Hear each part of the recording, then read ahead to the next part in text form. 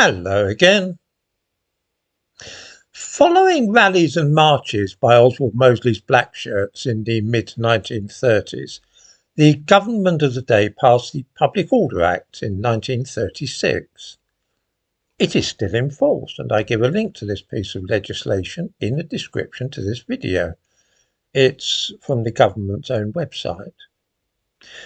We find that, and I quote, "Subject as hereinafter provided, any person who in any public place or at any public meeting wears uniform signifying his association with any political organisation or with the promotion of any political object shall be guilty of an offence."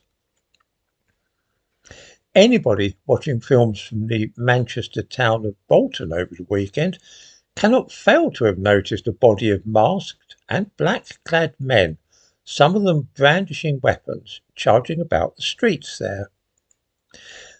They were chanting Allahu Akbar, which, although a profession of religious faith by individuals, was in this context clearly meant as an indication of their political allegiance. They are Islamists who seek the union of religious and political power in the state. Do you think they all dress in black from head to toe in their private lives? Of course they don't. Did they agree to dress in this way for this occasion?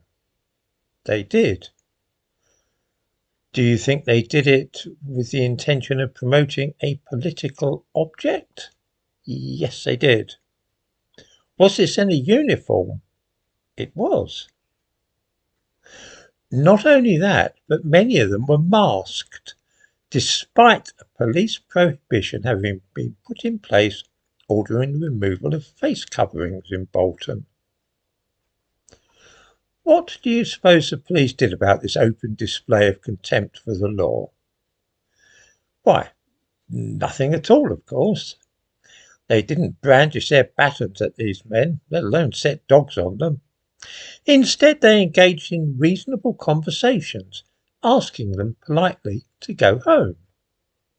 Some of these men had, by the way, been bussed in from other parts of the country. Perhaps these were the mobile thugs of whom the Prime Minister spoke the other day. The thumbnail to this video shows a bunch of these menacing characters who are exploiting disorder to assert their own authority, both religious and political, over part of the city. One has the distinct impression, though, that the police are literally unable to see this happening in front of their eyes. There are clips of film on Twitter which show members of the Muslim Defence League carrying baseball bats and wearing paramilitary uniforms and face masks, walking past police officers who take no notice of them at all.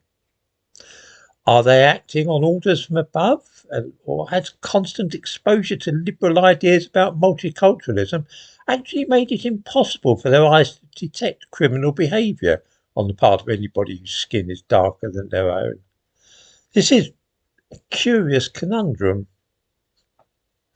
Having established that they are invulnerable to interference from the forces of law and order, there is a very real danger that these men might come to believe that in fact they are the law and order in that district. This is, to my mind at least, a greater hazard to our democratic system than anything else we've seen over the last few days. The so-called far-right people on the streets are at least aware of the rule of law, even if they choose to flout it.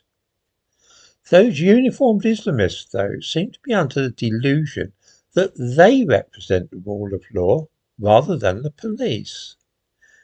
This is a very, very hazardous notion to be circulating, and the sooner that they are disabused of such an idea, I think it would be the better for us all.